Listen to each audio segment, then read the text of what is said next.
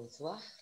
Je suis donc, comme Anne-Gaëlle vous l'a dit, Coralie Ruffin, plus précisément enseignante en CP-CE1. Et je vais tenter de vous exposer ce que fut, donc, pour reprendre les termes de Marie-Agnès, mon téléconfinement plutôt que télétravail. Je vais vous exposer donc rapidement les circonstances et les problématiques qui sont apparus, pour ensuite plutôt m'étendre sur le quotidien de ce téléconfinement avec les outils que j'ai utilisés, leurs avantages et leurs inconvénients, et conclure par l'impact que ce téléconfinement a et aura peut-être sur ma pratique. Je vais donc partager l'écran si j'y arrive.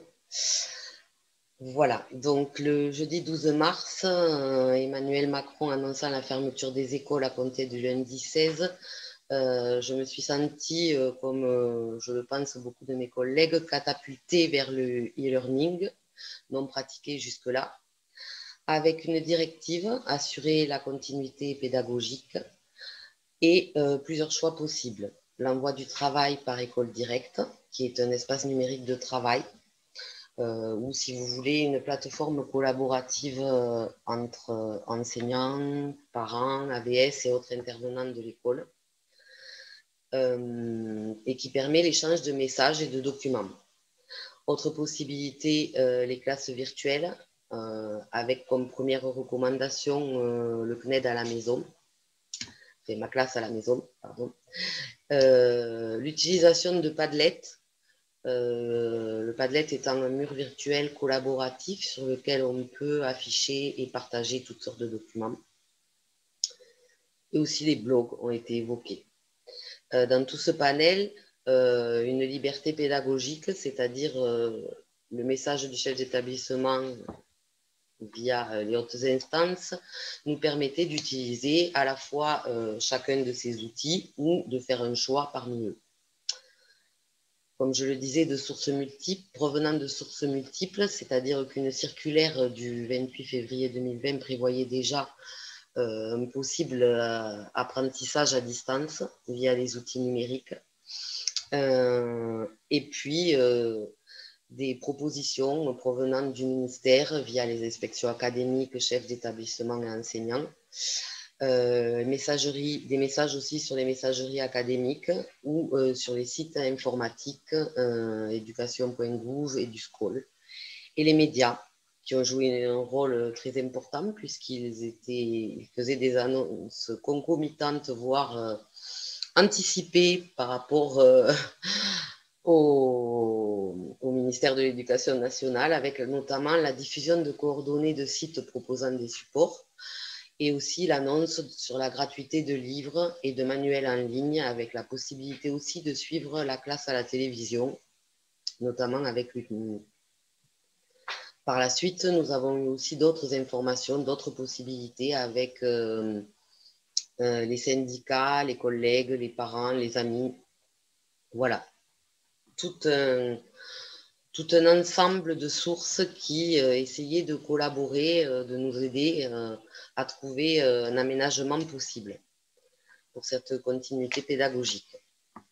Inutile de dire que non préparé au e-learning, la dernière journée avec élèves, le vendredi 13 mars, nous l'avons passé à côté de nos photocopieuses et face à nos élèves une dernière fois en essayant de leur donner un maximum de fiches papier pour la suite à la maison. Donc j'en arrive ensuite au week-end précédent, le 16 mars, avec mes choix et mes questionnements. Idéologiquement, je tenais vraiment à rester le plus fidèle possible au déroulement de la classe, essayer d'installer une routine rassurante qui ressemblait le plus possible à ce que les élèves vivaient en classe jusque-là. Je tenais aussi à poursuivre la progression annuelle autant que possible, avancer dans le programme qui était fixé pour cette année scolaire-là. Conserver aussi un lien quotidien avec les élèves, les voir. Associer les parents qui allaient être présents tous les jours. Mais comment? D'autres questionnements sur les matériels à utiliser. Donc les outils d'abord asynchrones, comme Eric, je crois, en a parlé un petit peu. Ce sont des outils qui permettent de consulter des données, des messages, mais de manière différée. Il était important de mettre ça en place parce que certains parents, je me disais, allaient avoir des contraintes horaires eux-mêmes étant en situation de télétravail. Et aussi des outils synchrones comme la classe virtuelle. Mais il fallait penser son organisation dans le temps en termes de nombre d'élèves et de situation pédagogique. Comme je le dis, ou comment construire une nouvelle organisation pédagogique en 2 jours. Alors, on en arrive au quotidien.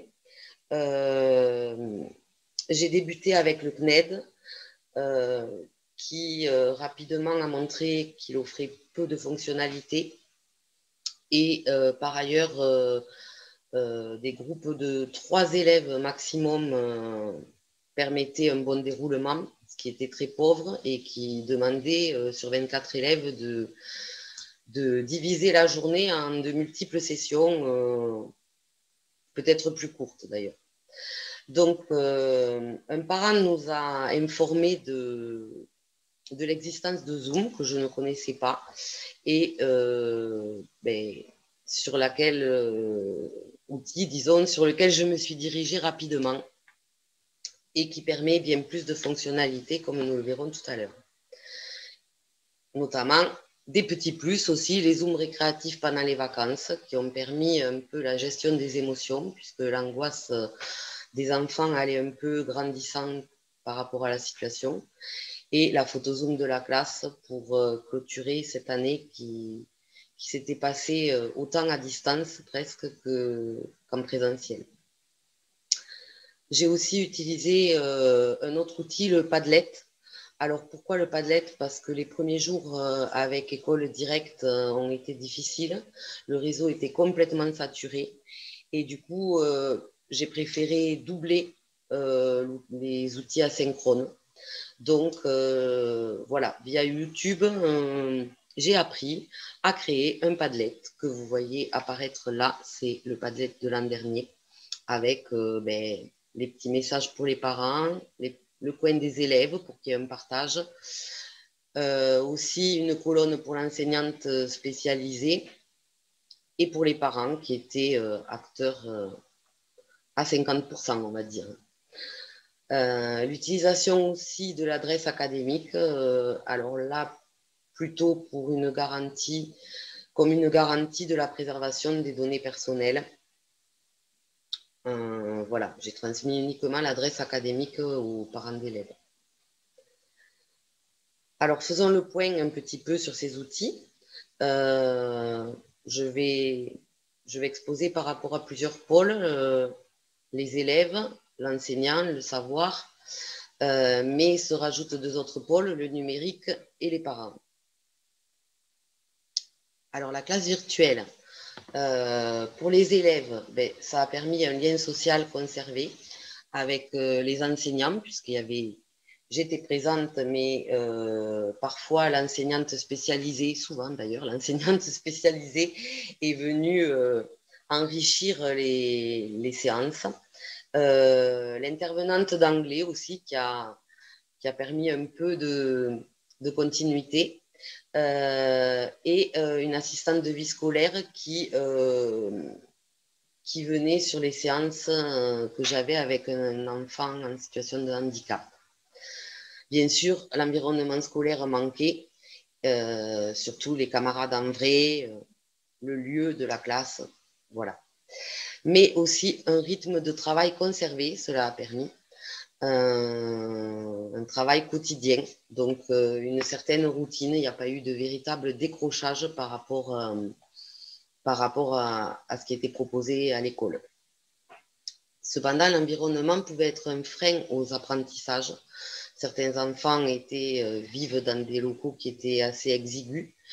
Il y avait aussi des problèmes de connexion et aussi des parents qui travaillaient à la maison donc à proximité de leurs enfants pendant les séances, ou aussi le cas des parents qui ne souhaitaient pas que leur enfant participe à la classe virtuelle. Très peu en fait. La classe virtuelle, ben, ça a permis un pas de plus vers l'autonomie, mais l'autonomie à la maison, pas tous égaux. J'ai pu me rendre compte que certains enfants étaient rapidement autonomes, d'autres avaient toujours besoin d'être épaulés, encadrés par leurs parents qui fournissaient le matériel manquant, etc. Alors pour l'enseignant, ben, la classe virtuelle, alors plus précisément Zoom, ça m'a permis de poursuivre l'acquisition de nouveaux apprentissages. Bien sûr, à la base, il a fallu créer un nouveau cadre de travail. Mais voilà, les nouveaux apprentissages, je n'aurais pas pu envisager de les conduire sans classe virtuelle. Et ça a permis aussi l'utilisation des outils de classe, matériel pédagogique connu que je pouvais manipuler à l'écran devant les enfants. La découverte aussi de nouveaux modes d'enseignement. Alors, découverte ou utilisation plus fréquente du coup du fait de la situation. Donc, la nouveauté, c'était Zoom, bien sûr, avec ses fonctionnalités, le tableau blanc ou le partage de documents. Ici, on voit par exemple sur cette diapo le fichier numérique de mathématiques sur lequel, avec Zoom, on peut guider les enfants, faire des annotations. Ici, par exemple, combien de groupes de sang. Voilà, ça leur permettait de bien se repérer dans la page. On peut aussi écrire une aide ou une correction sur les côtés. Et puis le tableau blanc, alors là, je vous ai mis une carte mentale, un outil que j'ai beaucoup utilisé, qui permettait de bien synthétiser les notions et qui était construite avec les enfants. J'ai mis aussi les vidéos canopées que je leur mettais souvent en amont, par exemple, de l'étude d'un nouveau son pour les CP et qui commençaient une première approche de la notion à travers des vidéos amusantes ou des capsules vidéo, notamment réalisées par l'enseignante spécialisée pour aider sur des notions difficiles.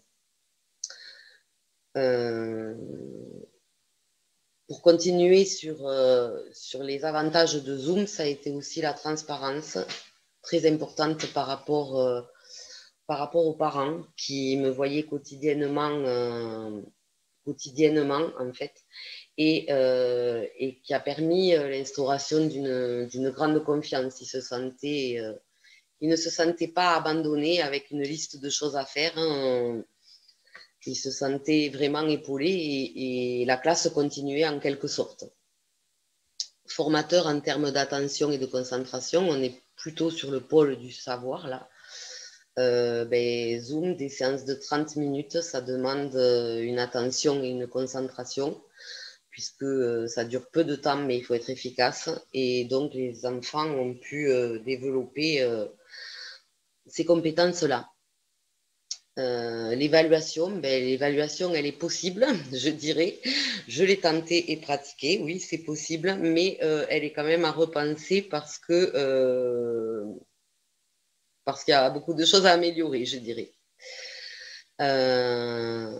Bien entendu, voilà, il faut revoir les modalités d'enseignement, les façons de transmettre le savoir, l'organisation, nombre d'élèves, programmer un plan de travail et parfois renoncer à certaines modalités d'organisation de type travail de groupe ou alors là ce n'est pas vraiment mon expérience personnelle mais dans mon école les enseignantes de maternelle pratiquent les pédagogies de type Céline Alvarez Montessori en classe virtuelle, voilà, c'est à repenser.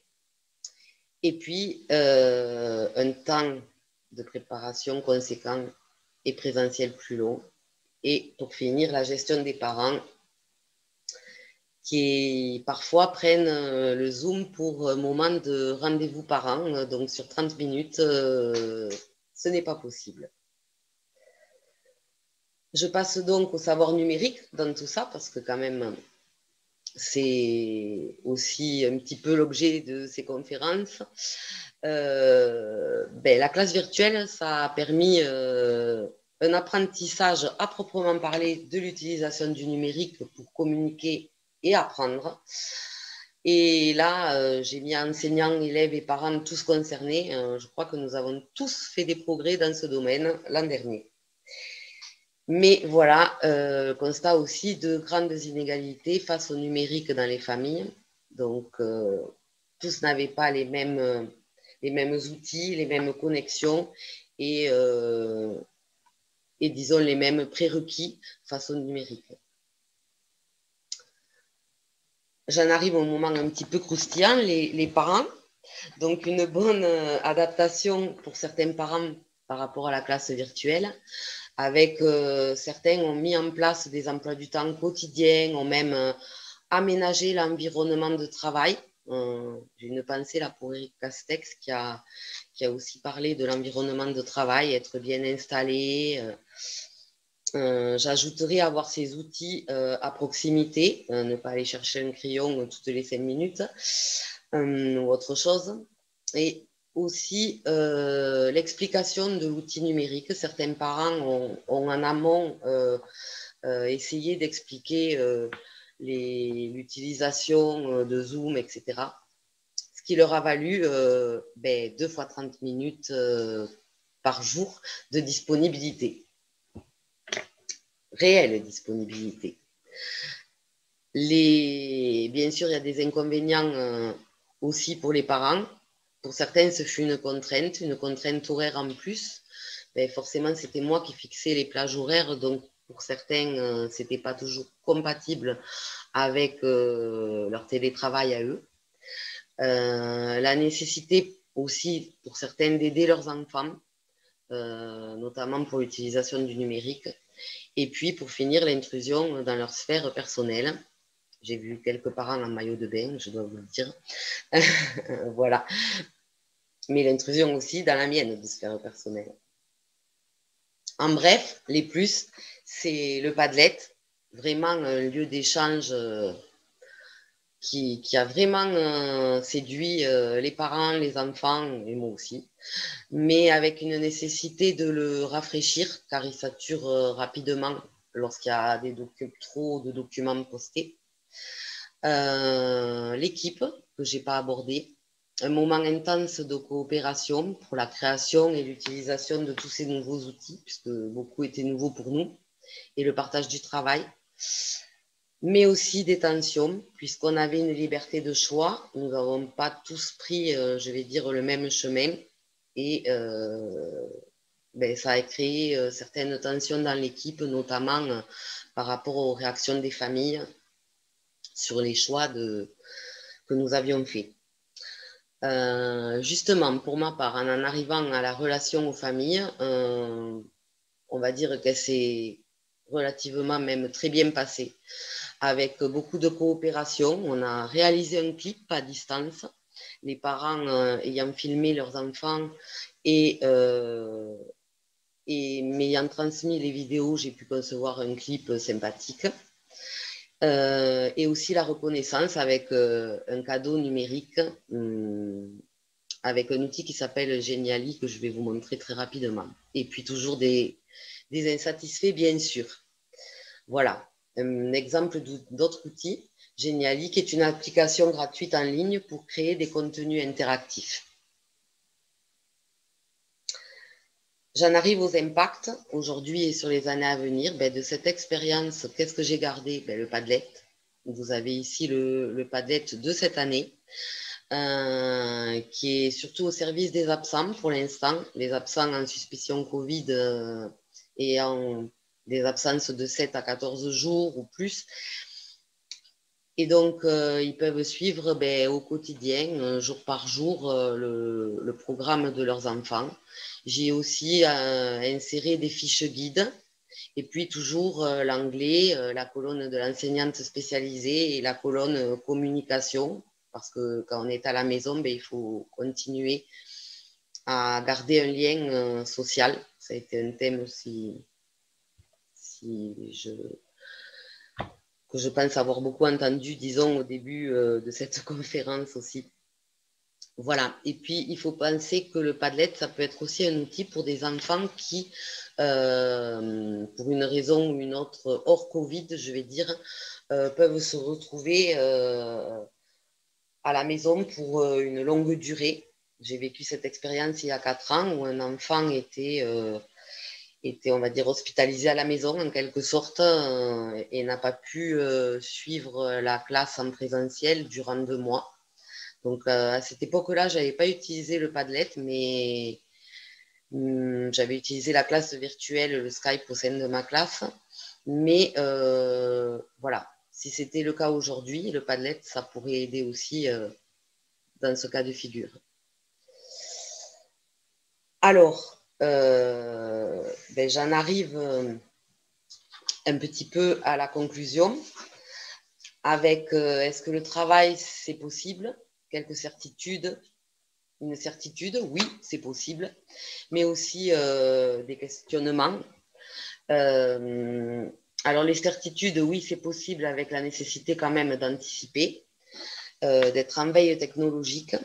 Et puis des questionnements, je vais dire, repenser l'enseignement en termes d'adaptabilité ou aussi repenser l'évolution des pratiques pédagogiques en distanciel comme en présentiel. On les pense en présentiel, mais il y a tout un autre pan à explorer et à développer.